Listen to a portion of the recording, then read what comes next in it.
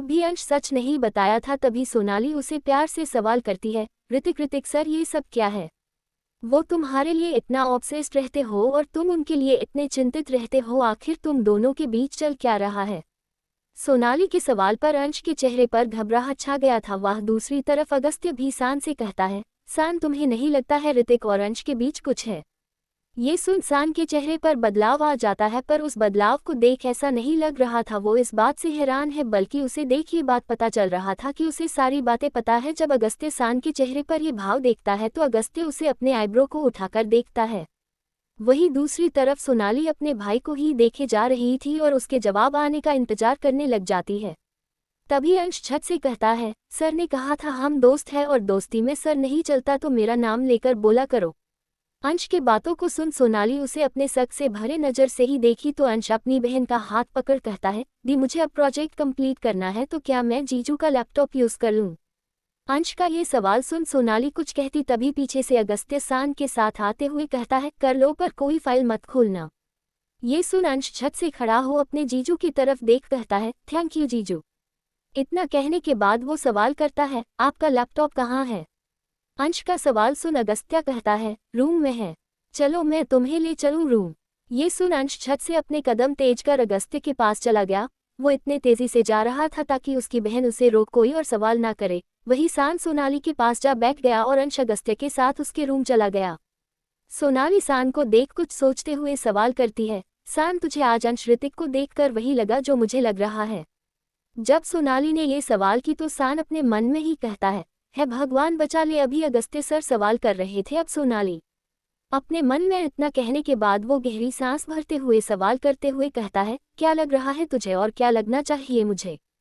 सान इधर सवाल करते हुए बस सोनाली को ये जाहिर करना चाहता था कि उसे कुछ नहीं पता है और ना ही सोनाली की बातें उसे कुछ समझ आ रहा है। वही दूसरी तरफ अगस्त्य अपना लैपटॉप ऑन कर अंश को देते हुए कहता है, प्यार है तो अपनी बहन को बता दो, बाद में कहीं और से पता चले और सोनाली का दिल टूट जाए, इससे अच्छा तुम खुद उसे बता दो। अगर तुम दोनों के बीच सच्चा प्यार है तो ये देख तुम्हारी बहन कभी इस रिलेशनशिप के खिलाफ नहीं जाएगी।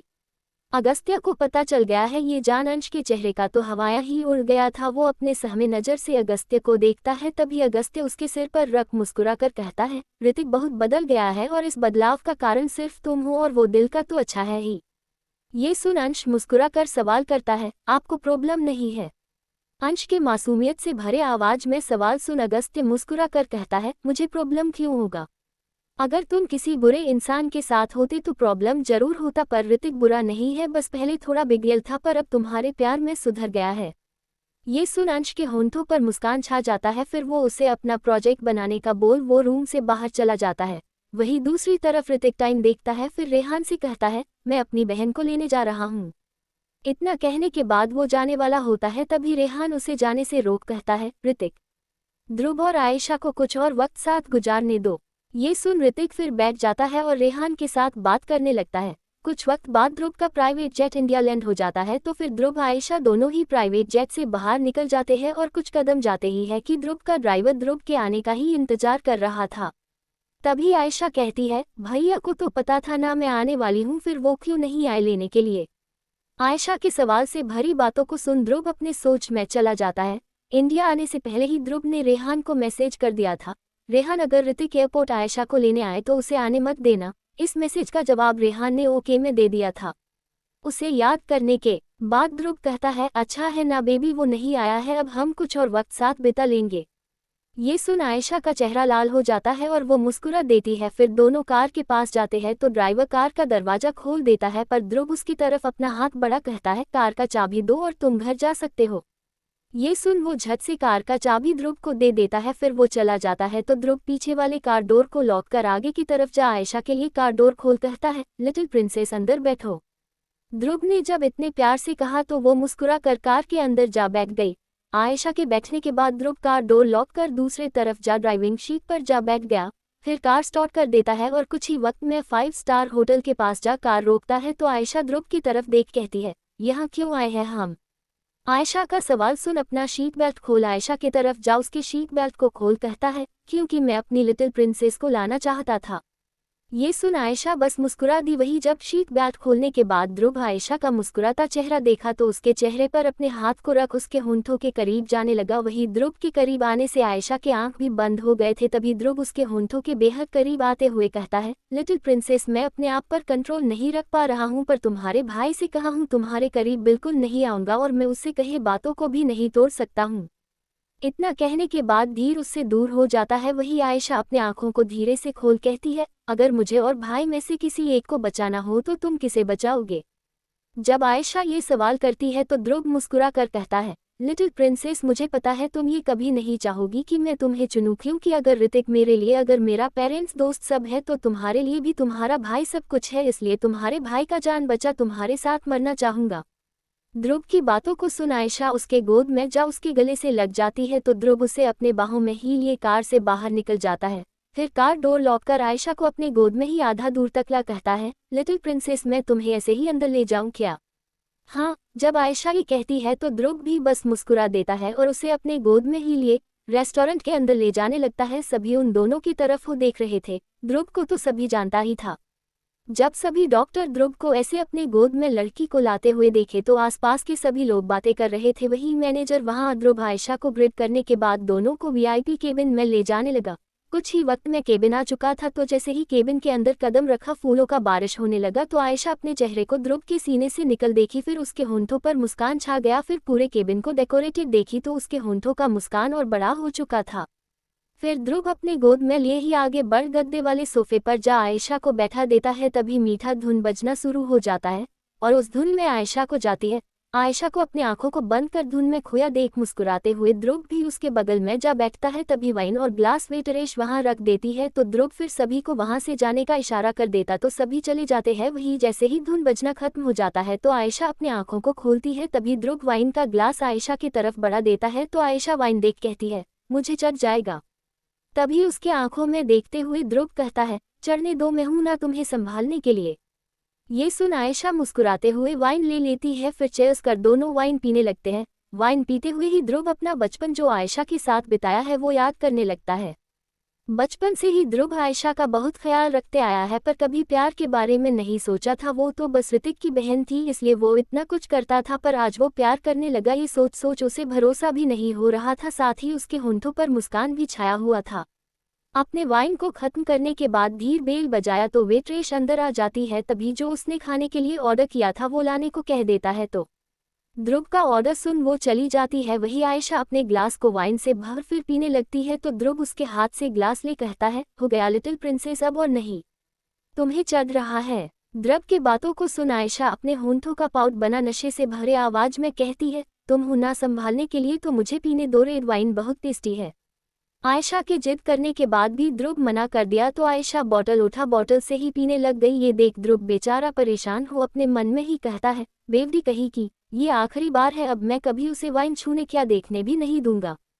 वही पूरा बॉटल खत्म करने के बाद अपने सारे दांत दिखाते हुए ध्रुव से कहती है, मुझे और वाइन चाहिए। ये सुन ध्रुव उसके कमर पर अपने हाथ को रख उसे अपने करीब कर कहता है, वाइन तो नहीं मिलेगा और अगर जिद की तो मैं तुम्हारे भाई से कहे बात को तोड़ अपने प्यार का नशा तुम्हें चढ़ा दूंगा, फिर तुम्हें ना वाइन चाहिए होगा ना ही कुछ और।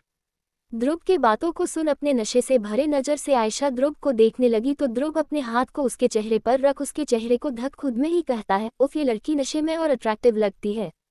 इधर ध्रुव आयशा के साथ लगा था, वही दूसरी तरफ अंश अब तक अपना प्रोजेक्ट बना रहा था। तभी उसके फोन में मैसेज आया तो नोटिफिकेशन का आवाज सुन वो अपने फोन को उठा, मैसेज देखा तो उसके चेहरे में एक बार फिर डर छा जाता है। आज तो वो बच गया, पर कल के गणेश विसर्जन में तुम्हारा प्यार भी विसर्जित हो जाएगा। अंश इस बार उस शख्स को रिप्लाई दे देता है, कौन हो तुम और ऐसा क्यों कर रहे हो? अंश के भेजे गए सवालिया मैसेज को तरंग पड़ता है, फिर एक शैतानी मुस्कान उसके होंठों पर छा जाता है और वो उसी मुस्कान के साथ मैसेज टाइप करता है, तुम्हारा दीवाना। ये मैसेज करने के बाद तरंग अपने फोन को साइड फेंक अपने लैपटॉप में अंश की तस्वीर को देखते हुए कहता है, काश तुम प्यार नहीं किए होते अंश, तो फिर मुझे इतना कुछ करना ही नहीं पड़ता। तरंग खुद में ये सब कहे जा रहा था, वही अंश ये मैसेज पढ़ने के बाद खुद में ही कहता है, ये है कौन और इसका दिमाग खराब हो गया है क्या? इतना कहने के बाद वो रिप्लाई देने का गुस्से में सोचा, पर फिर कोई रिप्लाई ना दे नक्श को कॉल कर दिया तो नक्श जो नींद के अघोष में अभी से ही था वो अपने आधे नींद में फोन उठा कहता है, हेलो। तभी अंश उसे कहता है, नक्श उसने फिर मुझे मैसेज किया था। ये सुन नक्श का नींद खुल जाता है और वो अंश से कहता है, क्या? कौन है वो? क्या कोई ऐसा जिसके साथ तूने कभी कुछ किया हो? नक्श के बातों को सुन अंश झट से कहता है, यार तुझे लगता है मैं किसी के साथ कुछ करूंगा? आज तक पढ़ाई से भी इतना फुर्सत नहीं मिला है कि मैं फ्रेंड्स बनाऊं। ये सुन अब नक्श को भी अंश का टेंशन होने लगा था। वो फिर झट से कहता है, तू ये बात अपनी दी जीजू को बता दे, शायद कोई हल निकल जाए। ये सुन अंश अपने मन में ही सोच रहा था कुछ, फिर कहता है, ठीक है नक्श तो सो जा। इतना कहने के बाद वो प्रोजेक्ट बनाना बंद कर रूम से बाहर जाता है, पर रेलिंग के पास ही खड़ा हो देखता है अगस्त्या सोनाली को जूस पिला रहा है और सोनाली बच्चों की तरह नखरा करते हुए जूस पी रही है। तभी अंश कहता है, कितने वक्त के बाद मुझे ऐसा लग रहा है जैसे सच में दी जीजू एक दूसरे से बेइंतहा प्यार करते हैं। मैं अपना टेंशन नहीं देना चाहता हूँ। तभी सान उसके पास आ कहता है, क्या हुआ अंश? सान का आवाज सुन अंश सान की तरफ देख कहता है, कुछ नहीं, बस दी जीजू को एक साथ इतने प्यार से देख अच्छा लग रहा है। ये सुन सान भी दोनों की तरफ देखता है, फिर मुस्कुराते हुए हाँ कह देता है और दोनों वहीं खड़े हो बातें करने लगते हैं। धीरे धीरे वक्त बीतने लगता है। रात का 9 बज चुका था तो रेहान ऋतिक दोनों ही कंपनी से बाहर निकल जाते हैं और कार में जा बैठ जाते हैं। वहीं दूसरी तरफ ध्रुव आयशा को घर ले जा ऋतिक के आने से पहले ही उसे सुलाने का कोशिश करने लगता है, पर आयशा सोने की जगह पूरे घर को अपने सिर पर उठाए हुए थी। ऐसे ही कुछ वक्त बीत जाता है और ऋतिक मेंशन पहुंच जाता है। मेंशन पहुंचने के बाद वो जब आयशा के रूम से चिल्लाने का आवाज सुनता है तो वो उसके कमरे में चला जाता है। रूम जाने के बाद जब वो रूम का दरवाजा खोलता है तो देखता है आयशा के ऊपर ध्रुव है और ध्रुव उसके होंठों पर अपने हाथ को रखा हुआ है।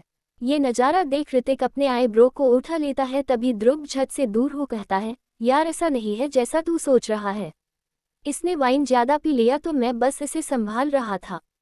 ध्रुव के बातों को सुन ऋतिक अफसोस से अपने चेहरे को हिलाता है, फिर दरवाजा बंद कर देता है और अपने रूम में चला जाता है। ये देख ध्रुव को सुकून महसूस होता है। फिर ऋतिक के जाने के बाद वापस से आयशा को संभालने में लग जाता है। वहीं दूसरी तरफ ऋतिक अपने रूम जाने के बाद अंश को कॉल करता है तो उसे फ़ोन स्विच ऑफ बताता है। बार बार उस स्ट्रेंजर के मैसेज आने से अंश परेशान हो अपना फ़ोन अंश ऑफ कर देता है। जब अंश का फ़ोन नहीं लगता है तो ऋतिक के माथे पर परेशानी के सलवट्टे पड़ जाते हैं और वो रेहान को कॉल लगा देता है। बेचारा रेहान अभी अभी तो पहुंचा था और वो अब तक मेंशन के अंदर भी नहीं गया था। मेंशन के अंदर जाते हुए रेहान अपना फ़ोन निकाल ऋतिक का कॉल आता देखता है तो कॉल रिसीव कर कहता है, हाँ ऋतिक। ये सुन ऋतिक झट से कहता है, रेहान अंश कहाँ है? वो अपने फ़ोन को नहीं उठा रहा है, वो ठीक तो होगा ना? चिंतित से भरे ऋतिक से सवालों को सुन रेहान कहता है, मैं अब तक अंदर नहीं गया हूँ, अंदर जाकर देख बताता हूँ। ये सुन ऋतिक कहता है, कॉल मत कट करना, मुझे लाइन पर रख। ये सुन रेहान कुछ न कह ऋतिक को लाइन पर रख मेंशन के अंदर चला जाता है। फिर अंदर जाने के बाद हॉल में सोनाली अगस्त्य सान को देख सवाल करता है, अंश नहीं है क्या? वो घर चला गया है? रेहान का ये सवाल सुन सोनाली कहती है, नहीं वो अपना प्रोजेक्ट बना रहा है। ये सुन रेहान कहता है, ओह ओके मैं आता हूँ चेंज करके। इतना कहने के बाद वो अपने रूम जाने लगता है। फिर वो सभी से दूर आ जाता है तो अपने कान में फ़ोन रख कहता है, वो प्रोजेक्ट बना रहा है इसलिए फ़ोन ऑफ किया होगा। ये सुन ऋतिक गुस्से में कहता है, हद है यार, ऐसा कौन करता है? ये सुन रेहान अपने रूम के अंदर जाते हुए कहता है, पढ़ाई में तो अपना गुरु सान को ही मानता है तो कुछ आदत अपने गुरु का तो लेगा ही। रेहान का बात सुन ऋतिक के होंठों पर मुस्कान छा जाता है। तभी वो कहता है, सही बोले। फिर दोनों कुछ देर तक बातें करते हैं और फ़ोन कट हो जाता है। फ़ोन कट होने के बाद रेहान अपना कपड़ा बदल नीचे चले जाता है। नीचे आने के बाद रेहान कहता है, मुझे कल सुबह सुबह ऋतिक के साथ एक मीटिंग के लिए निकलना है तो जल्दी डिनर कर लेते हैं ताकि मैं सो जाऊं। ये सुन तीनों खड़े हो जाते हैं। फिर सोनाली कहती है, मैं अंश को बुला आती हूँ। ये सुन अगस्त्य कहता है, नहीं तुम्हें सीढ़ी ज़्यादा ऊपर नीचे नहीं करना चाहिए, मैं अंश को बुला आता हूँ। दोनों ये कह ही रहे थे कि तभी रेहान सर्वेंट से कहता है, जाओ जाकर अंश को बुला कर आओ। ये सुन सर्वेंट यस सर बोल चला जाता है। वही अगस्त्य सोनाली फिर खुद में इस बात का बहस करना बंद कर देते हैं। कुछ ही वक्त में अंश भी नीचे आ जाता है। फिर सभी साथ डिनर करने चले जाते हैं। डिनर करने के बाद सभी अपने अपने रूम जा सोने चले जाते हैं। तभी अंश अपना फ़ोन ऑन करता है तो उसे ऋतिक का ढेर सारा कॉल दिखता है। तो फिर वो टाइम देख सोचता है अभी कॉल करे कि नहीं, या फिर ऋतिक सो गया होगा तो अभी कॉल ना करने का अंश सोचा। वैसे भी अगर वो कॉल करता है तो ऋतिक आज के हुए हादसे के बारे में पूछ कर उससे बात निकलवा कर रहेगा। और इन दिनों ऋतिक अपने न्यू प्रोजेक्ट में काम कर रहा था तो अंश उसे अपना टेंशन नहीं देना चाहता था। वो अपने फ़ोन को साइड में रख अपने आँखों को बंद कर लेता है। फिर धीरे धीरे ये रात बीतने लगता है। सुबह के 6 बज गए थे। रेहान जाग गया, आज उसे मीटिंग के लिए थोड़ा दूर जाना था। तो वो 6 बजे ही रेडी हो सान को सोया हुआ देखा तो उसके माथे के करीब जा उसके माथे को प्यार से चूम कहता है, बाय बनी। इतना कहने के बाद रेहान निकल गया। वहीं दूसरी तरफ ऋतिक भी रेडी हो मीटिंग में जाने के लिए 6 बजे ही निकल चुका था। फिर धीरे धीरे टाइम पार होने लगा और घर के बाकी सभी लोग भी जाग जाते हैं। रेहान को घर पर न देख सान समझ जाता है तो वो बस रेहान को टेक्स्ट कर देता है, all the best. Text message करने के बाद सान फ्रेश होने चला जाता है। वही कार में बैठा रेहान, उसके फ़ोन में टेक्स्ट मैसेज आता है तो वो मुस्कुराते हुए सान की टेक्स्ट मैसेज को पढ़ने के बाद वो भी टेक्स्ट मैसेज कर देता है, थैंक यू। वही दूसरी तरफ अंश का नींद अब तक खुला नहीं था, वो अभी भी सपने में ही डूबा हुआ था। वो अपने सामने बस खून खून देख रहा था सपने में। फिर जैसे ही सोनाली उसे जगाने आई तो उसके जागने से पहले ही वो जोर से चिंकता है, खून। ये सुन सोनाली हैरान हो जाती है। वही अंश अपने आंखों को खोल लेता है तो सामने सोनाली को देख वो उठ अपने माथे के पसीने को पोंछ कहता है, दिया। तभी सोनाली अपने परेशानी से भरे आवाज में कहती है, तुम ठीक तो हो ना अंश? अपनी बहन का सवाल सुन अंश झट से कहता है, हाँ दी, बस बुरा सपना देखा। इतना कहने के बाद अपने होंठों पर जबरदस्ती स्माइल लाता है ताकि उसकी बहन को कोई शक ना हो तो सोनाली कहती है, अंश आज तू कॉलेज मत जा। ये सुन अंश झट से कहता है, दी जाना जरूरी है। ये सुन सोनाली झट से कहता है, पर क्यों? आज तो पढ़ाई भी नहीं होता, गणेश विसर्जन है ना।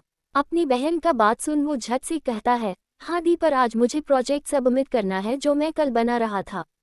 ये सुन सोनाली का दिल तो नहीं कर रहा था वो अपने भाई को इन हालत में कॉलेज भेजे, पर अंश की पढ़ाई से सोनाली कोई कॉम्प्रोमाइज़ नहीं करती है। तो फिर वो भी अपने चेहरे पर एक मुस्कान ला कहती है, ठीक है, तू तैयार होकर नीचे आ जा। ये सुन अंश ठीक है कह देता है तो सोनाली चली जाती है। फिर अंश बेड से उठ बाथरूम चला जाता है। वही सोनाली हॉल में जा परेशान हो सोफे पर जा बैठ जाती है। तभी अगस्त्य उसे परेशान देख जो कॉल पर बात कर रहा था बात करना बंद कर कॉल कट कर सोनाली के पास आता है तो सोनाली को परेशान देख उसके बगल में बैठ सवाल करता है, क्या हुआ सोनाली? अगस्त्य का सवाल सुन सोनाली झट से कहती है, अगस्त्य कुछ तो है जो अंश बताना नहीं चाहता है ताकि मैं टेंशन ना लूं। सोनाली के बातों को सुन अगस्त्य कहता है, सोनाली मैं उससे पूछता हूँ शायद वो मुझे बता दे। ये सुन सोनाली होप से अगस्त्य को देखती है। वही दूसरी तरफ कबीर सोफे पर बैठा था तभी इवान उसके पास जा बैठ जाता है और उसे ही देखने लगता है। तो कबीर इवान की तरफ देख सवाल करता है, तुम्हें कुछ अपने डैड के बारे में पता है? कबीर के सवाल पर इवान गुस्से में कहता है, पता नहीं कैसे इंसान है पर मुझे ना डैड पसंद है ना मॉम। मैं वहाँ सिर्फ दादू के लिए रहता, दादू पर जान बसता है मेरा, पर आजकल दादू उस धीर पर प्यार लूटा रहे हैं।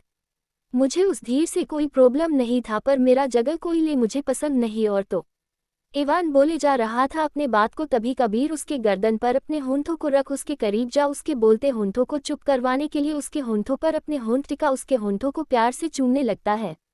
उसके होंठों को प्यार से कुछ देर तक चूमने के बाद कबीर उससे दूर हो कहता है, धीर बहुत अच्छा इंसान है और वो कभी तुम्हारा जगह नहीं लेना चाहता है, बल्कि तुम खुद सोचो जिसके साथ इतना कुछ बुरा हुआ है जो उसके डैड ने ही किया है उसके साथ, तो क्या वो इतना डिजर्व भी नहीं करता है? कबीर के बातों को सुन इवान समझ रहा था। वो अपने चेहरे को नीचे झुका कहता है, तुम ठीक कह रहे हो कबीर, मैं अब कोशिश करूंगा कि मैं उससे जलूं ना। इवान के बातों को सुन कबीर मुस्कुराने लगा फिर उसी मुस्कान के साथ कहता है, अच्छा क्या खाओगे बताओ? कुछ बना तो हुआ नहीं है, मैं ऑर्डर कर देता हूँ। ये सुन इवान को जो कुछ खाना था कबीर को बताने लगता है। उसके खाने का लिस्ट सुनकर कबीर अपने मन में ही कहता है, इंसान है या राक्षस, साल भर का खाना एक ही दिन में खा रहा है। अपने मन में इतना कहने के बाद वो इवान के बताए सारे डिश को ऑर्डर कर देता है। वहीं दूसरी तरफ रेहान मीटिंग के लिए पहुंच चुका था पर ऋतिक नहीं पहुंचा था। वो ऋतिक को फ़ोन भी लगाता है पर उसका फ़ोन स्विच ऑफ बताने लगता है। रेहान को ऋतिक का टेंशन हो रहा था पर रेहान ऋतिक को अच्छे से जानता था, वो अगर कोई बुरे सिचुएशन में होगा तो खुद को निकाल ही लेगा, तो फिर अकेले ही मीटिंग स्टार्ट कर देता है वो। वहीं दूसरी तरफ अंश कॉलेज पहुंच चुका था। कॉलेज पहुंचने के बाद वो अपने क्लासरूम चला गया। फिर अपने असेसमेंट को सबमिट करने के बाद नक्श के साथ ग्राउंड में आ गया था। वहीं सभी विसर्जन के लिए लगे हुए थे। तभी अंश का फ़ोन बजने लगता है तो अंश अपने फ़ोन में नंबर से कॉल आता देख कॉल रिसीव कर लेता है पर हेलो हेलो करते रहता है पर उसे कुछ सुनाई नहीं देता है म्यूजिक साउंड की वजह से। तो वो साइड में जाने लगता है। तभी नक्श कहता है, कहाँ जा रहे हो? पर अंश को लाउड म्यूजिक के वजह से नक्श का आवाज भी सुनाई नहीं देता है और वो शांत एरिया तरफ निकल जाता है। फिर शांत जगह आने के बाद वो हेलो कहता है तो उसे दूसरी तरफ से आवाज आता है, कॉलेज गेट के पास आओ, तुम्हारे लिए तुम्हारे प्यार का एक तोहफा है। ये सुन अंश हैरान था। वो भागते हुए कॉलेज गेट के पास जा आसपास देखता है, तभी एक छोटा गरीब बच्चा आ कहता है, ये आपके लिए है। ये सुन बच्चे के हाथ से वो ले पूछने ही वाला होता है, किसने दिया है, पर तब तक वो बच्चा भाग चुका होता है। तो अंश फिर घबराते हुए उस बॉक्स को खोलता है तो उसे घड़ी दिखता है। अंश उस घड़ी को उठा देखने लगता है, तभी उसे याद आता है ये घड़ी तो ऋतिक का है। ये याद आते ही वो झट से उस बॉक्स के अंदर फिर देखता है और अंदर रखा शर्ट भी निकालता है और शर्ट देखता है तो अंश कहता है, ये घड़ी शर्ट ऋतिक का है, पर मुझे क्यों ऋतिक भेजे है। खुद में इतना कहने के बाद उसे सफ़ेद शर्ट में लाल रंग नजर आता है तो बॉक्स को नीचे रख वो पूरा शर्ट खोल देता है। फिर पूरे शर्ट को खून से लथपथ देख उसका सांस गले में अटक जाता है और वो भागते हुए बाहर की तरफ जाता है। तभी एक जीप उसके सामने रुक जाता है तो अंश रुक अपने घबराए नज़र से जीप की तरफ देखता है। तभी जीप में बैठा तरंग कहता है, क्या हुआ अंश, तुम इतने घबराए हुए क्यों हो, और अब विसर्जन होने वाला है तो तुम बाहर क्या कर रहे हो। तभी अंश झट से कहता है, कोई है जो ऋतिक सर को हार्म करने वाला है, मुझे पुलिस स्टेशन जाना है। इतना कहने के बाद अंश जाने वाला था वहां से, तभी तरंग कहता है, पैदल कहाँ जाओगे, और आज तो तुम्हें कोई ऑटो भी नहीं मिलेगा। ये तो अच्छा है मैं जिप लाया हूँ, आप अंदर बैठ जाओ, मैं तुम्हें ले चलता हूँ ऋतिक के पास। ये सुन अंश बिना कुछ सोचे जिप के अंदर भागते हुए जा बैठ जाता है। अंश के बैठ जाने के बाद अपने जिप को स्टार्ट करते हुए तरंग अपने मन में ही कहता है, बहुत मासूम हो तुम अंश, ऐसे किसी पर भरोसा नहीं करना चाहिए। अपने मन में इतना कहने के बाद वो शैतानी मुस्कान के साथ कार आगे बढ़ा देता है और चलाने लगता है। कुछ दूरी रास्ते में चलाने के बाद वो कच्ची सड़क लेने लगता है तो अंश उससे सवाल करता है, यहाँ क्यों जा रहे हम। तभी उसके सवाल का जवाब कार चलाते हुए ही तरंग दे देता है, पूरे रास्ते में जाम लगा है इसलिए मैं तुम्हें इस रास्ते से ले जा रहा हूँ। ये सुन अंश आगे फिर कुछ न कह तरंग जिस रास्ते से लेकर जा रहा था उस रास्ते से जाने देता है। वहीं दूसरी तरफ कॉलेज में जब नक्श अब तक अंश को आता हुआ नहीं देखता है तो नक्श घबरा जाता है और वो फिर उसे पूरे कॉलेज में ढूंढने लगता है। वैसे भी कुछ दिन से उसके साथ बिल्कुल भी कुछ सही नहीं हो रहा था। पूरा कॉलेज छान मार लिया पर नक्श को अंश कहीं नजर नहीं आ रहा था। दूसरी तरफ रेहान का मीटिंग चल रहा होता है। तभी मीटिंग रूम का दरवाजा खुला और ऋतिक को देख रेहान को थोड़ा राहत मिला। वहीं मीटिंग में आए लोग ऋतिक को लेट से आता हुआ बस देखे जा रहे थे। तभी ऋतिक अंदर आ कहता है, सॉरी मेरा कार खराब हो गया था और मोबाइल को पता नहीं क्या हो गया है। ये सुन कोई कुछ नहीं कहता है, बस रेहान उसे बैठने को कह देता। तभी एक लड़की आ उसे पानी देती है तो वो पानी पी लेता और कॉफ़ी लाने को कहता है। फिर मीटिंग में जो उसका पॉइंट ऑफ व्यू होता है वो बताना शुरू कर देता है। धीरे धीरे वक्त बीतने लगता है, मीटिंग चले जा रहा था। वहीं दूसरी तरफ कॉलेज में गणेश जी को विसर्जन करने के लिए उन्हें स्टूडेंट उठा चुके थे और बहाने ले लिए लेते जा रहे थे। वहीं नक्श अंश को ढूंढ ढूंढ कर थक चुका था। वो उसका फ़ोन भी ट्राई किया पर उसका फ़ोन भी बंद बताने लगा था उसे। तो उसके पास आखिरी चारा था वो सोनाली के पास जाए, पर उसे कुछ नहीं पता था उसकी बहन रहती कहाँ है। पर कल उसे एक मेल आया था अंश का। कल वो मेल आईडी अंश का नहीं अगस्त्य के नाम से था। कल अपना प्रोजेक्ट बना अंश नक्श को मेल कर दिया था ताकि वो प्रोजेक्ट निकलवा ले, पर उसका मेल आईडी खुल ही नहीं रहा था। तो वो अगस्त्य से पूछ उसके मेल आईडी को यूज़ कर लिया था। तो उसने फिर जल्दी से उस मेल आईडी पर मैसेज कर दिया, सर अंश मिल नहीं रहा है कहीं और ना ही उसका कॉल लग रहा है। ये लिख नक्श ने मेल कर दिया। वहीं दूसरी तरफ अगस्त्य घर बैठे ही अपने ऑफिस का काम कर रहा था। तभी उसके मेल आईडी पर मैसेज आने लगा तो वो खोल चेक किया और मेल पढ़ने के बाद उस मेल आईडी को चेक किया। कल इसी मेल आईडी पर अंश अपना प्रोजेक्ट भेजा था। तो अगस्त्य समझ गया वो लड़का अंश का दोस्त है। तो अगस्त्य ने झट से अपना नंबर टाइप कर उसे सेंड कर कॉल करने का मेल किया। तो फिर उसका मेल उस नक्श के पास गया तो नक्श अगस्त्य का नंबर देख नंबर कॉपी कर पेस्ट मारा और झट से कॉल लगा दिया। जैसे ही कॉल लगा अगस्त्य जो चिंतित था वो झट से कॉल उठा बिना कुछ सुने सवाल करता है, क्या हुआ, कहाँ गया है अंश। तभी नक्श तुरंत ही जवाब दे देता है, सर वो मेरे साथ ही था पर उसे एक कॉल आया और वो निकल गया। उसके बाद से उसका फ़ोन भी नहीं लग रहा है। और इतना कहने के बाद वो रुक जाता है। तभी अगस्त्य गुस्से में सवाल करता है, और क्या। अगस्त्य के गुस्से से भरे सवाल को सुन वो सब कुछ बता देता है जो कुछ दिनों से अंश के साथ हो रहा था। नक्श के बातों को सुन ओके बोल। अगस्त्य कॉल कट कर पहले खुद को शांत रख, सोचा शायद ऋतिक हो सकता है। ये सोचने के बाद वो ऋतिक का नंबर निकाल फिर सोचा कि ऋतिक कैसे हो सकता है, वो तो रेहान के साथ मीटिंग में गया हुआ है। पर फिर भी वो कंफर्म करने के लिए ऋतिक को कॉल लगा देता है, पर ऋतिक का भी फ़ोन बंद बता रहा था तो उसका टेंशन बढ़ने लगा। फिर वो रेहान को कॉल करता है तो मीटिंग के बीच में ही उसका फ़ोन बजने लगा तो वो अपना फ़ोन निकाल अगस्त्य का कॉल आता देख वो खड़ा हो साइड में चला जाता है और तब तक ऋतिक उस मीटिंग को हैंडल कर रहा होता है। वही रेहान साइड में जा कॉल रिसीव कर लेता है और सवाल करता है, क्या हुआ अगस्त्य? रेहान के सवाल का जवाब देने के जगह अगस्त्य सवाल करता है, क्या ऋतिक और तुम मीटिंग में हो? अगस्त्य का सवाल सुन रेहान थोड़ा हैरान रहता है पर फिर भी वो जवाब दे देता है, हाँ। जवाब जानने के बाद अगस्त्य बहुत परेशान हो जाता है। अगस्त्य को कुछ न कहता सुन रेहान सवाल करता है, क्या हुआ अगस्त्य? कुछ बोलो। रेहान के सवाल पर जो अभी नक्श बताया था वो सब अगस्त्य रेहान को बताने लगता है। सारा बात जान रेहान कहता है, इसलिए वो परेशान था। ओके अगस्त्य, तुम उसका पता लगाओ, मैं और ऋतिक आते हैं। रेहान का ये बात सुन अगस्त्य हाँ कह देता है। फिर कॉल कट हो जाता है तो रेहान मीटिंग के बीच में जा कहता है, मीटिंग ओवर। ये सुन सभी हैरान रहते हैं, उन सभी के साथ साथ ऋतिक भी। वो उसे देख सवाल करता है, पर क्यों रेहान, अभी तो पूरा डिस्कशन बाकी है। ऋतिक का बात सुन रेहान सभी की तरफ देख कहता है, तुम सब जा सकते हो।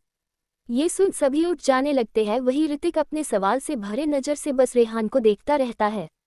तभी सबके जाने के बाद रेहान ऋतिक के पास आ कहता है, तुम्हारा शक सही था ऋतिक।